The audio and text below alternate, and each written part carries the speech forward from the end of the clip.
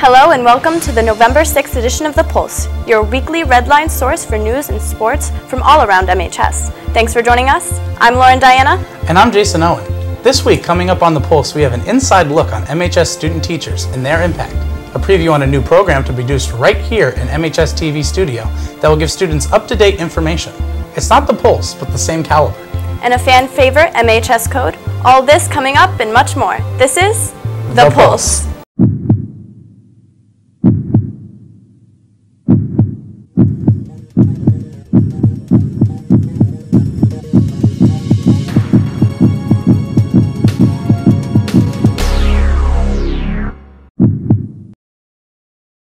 This year, there are 9 student teachers working with teachers at MHS that are enrolled in various colleges throughout the state, including ECSU, UConn, CCSU, and the University of St. Joseph's. All of these aspiring educators are working hard to achieve their goals in their future. David Mazzata brings us the story. Every day at 7:30 a.m., high school students arrive at Manchester High and begin the day of learning. All of these students are hard at work, doing their best to prepare for the future. However, they are not the only students at MHS. Many of the people teaching these students are also learning at the same time. Senor Bernardino is one of these student teachers and is using the experience to start his career. Student teaching is kind of putting it all together and kind of just throwing you out there and putting what you've learned for the last 4 years into actual use. So with student teaching, you're going to you gain new skills, you gain different ideas. Basically everything I go through on a daily basis, whether it's teaching the students or going through personal development with the other teachers, I'm going to be using that so that one day I can have a potentially successful classroom.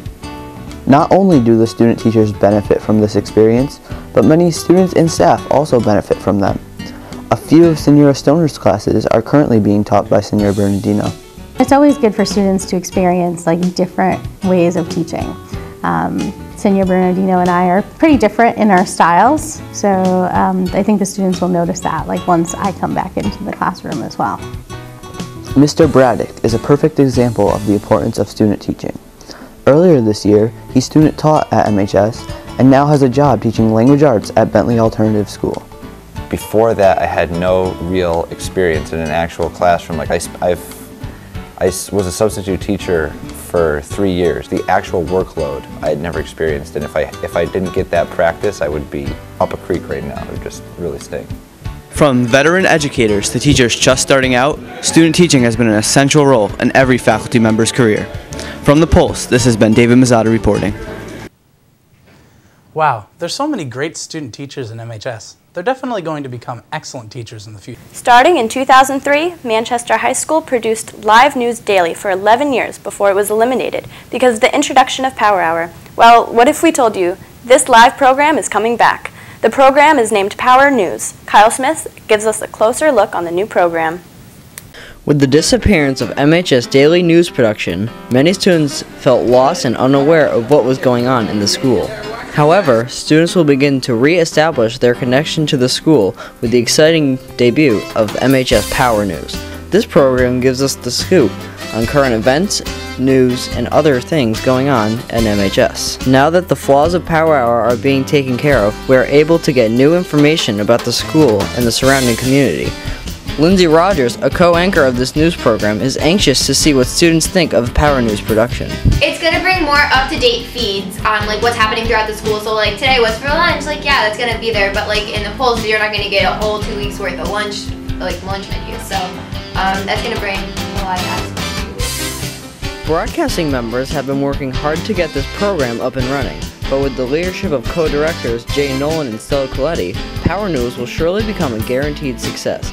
Mr. Larson, the advisor of this live news program, feels it will fill a void that has been vacated for the past year and a half. So if I'm a student, I'm watching Power News regularly because I need to know what's going on at Manchester High School.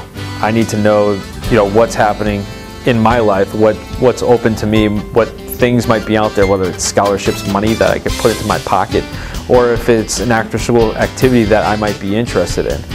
There's so much stuff that's happening at Manchester High School, and it's what makes our high school more unique than any other high school that I have come in contact with. We have so much to offer. To watch Power News, go to mhstelevision.com and watch it from 11:30 to 11:45. From the Pulse, this has been Kyle Smith reporting.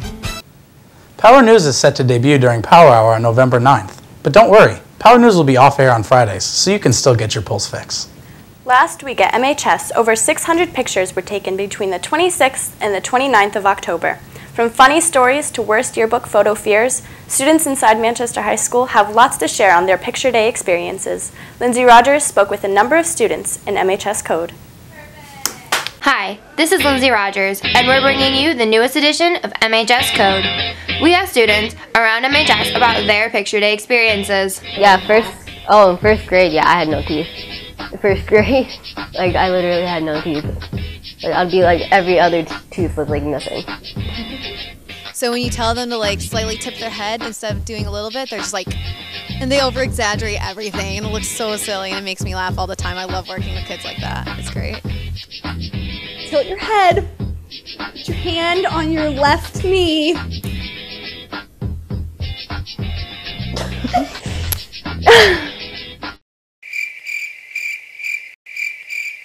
Oh, she wants me to like my back straight, my neck like this. It actually kind of hurts too. My picture day was years ago.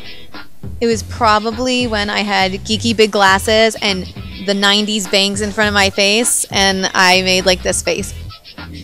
Worst ever. I wanted to cry. I thought I was dying inside.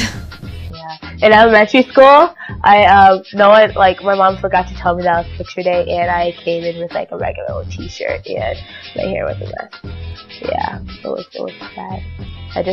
That seems to be a pattern for me, just my hair being a mess all the time. I would have to say first grade, because I lost both of my teeth 2 minutes before my picture was taken, and so I looked weird. Maybe go ahead. Last year I didn't know it was picture day, and I was wearing sweats and no makeup, so I borrowed a scarf. But retakes, hashtag retakes. And then on the way to school when I was walking in, it started pouring rain.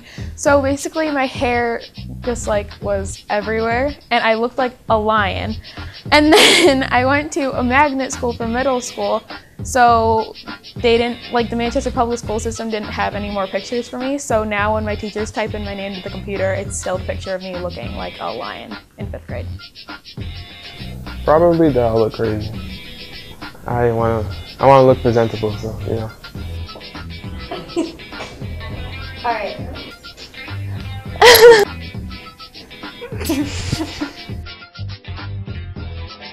Picture day is either a hit or miss, and we sure hope your school portraits came out nothing less than picture perfect. Picture this, Jason. This past Friday, October 30th, MHS was the first high school in the nation to host a heart chase. It is the part of the American Heart Association outreach program to improve people's health and reduce risk of heart disease and stroke. Jacob Gruzwinski tells us more about this event. On your mark, get set, go!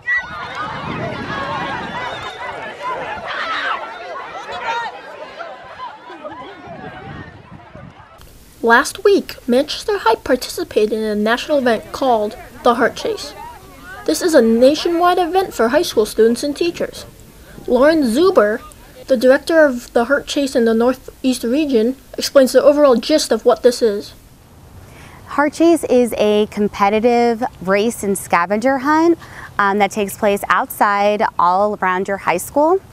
Each one of the checkpoint activities teaches students something about healthy living. The Heart Chase consisted of plenty of planning for the big event. Students met for several weeks to create fun-filled, exciting games that also displayed healthy living styles and eating choices. Students and staff were able to register online, establish their own teams, and fundraise for the event goal of $5,000. The main goal is to raise funds for the American Heart Association while educating students that if they make small changes to their daily routines, it can make a big impact on their health in a positive way. 32 teams participated, consisting of 80 engaging students. Also, there were numerous teachers and staff who supported the event, generating competition among students and staff. I'm really excited to be working with my team to help out the American Heart Association. Although they still haven't made the $5,000, the event was still successful in all means. From the Pulse, this has been Jacob Gruzwinski reporting. Congratulations to the overall winning team, the Challengers. Great job to all the other teams who participated in this event.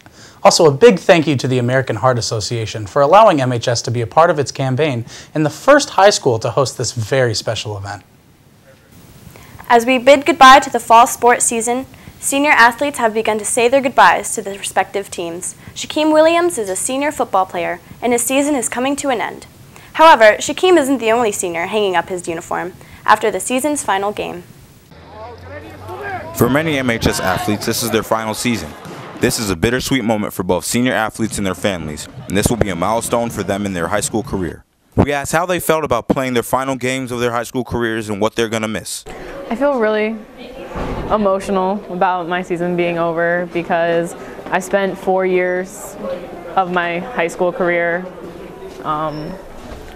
like on a team, and it's going to be really different next year not having the support system that I have. I believe it's pretty sad because this is going to be the last time I play with this team, and we've been working really hard this season, and it's pretty sad because I'm going to miss the coaching staff. And I'm going to miss it, but it really hasn't hit me yet that the season's over. I think it will once I actually don't go to practice anymore. I think I'm mainly going to miss the team and all the friendships that we made. I got really close to a lot of the girls, and it was really fun playing with them every single day. Some seniors are even planning to continue their athletic careers into the collegiate level.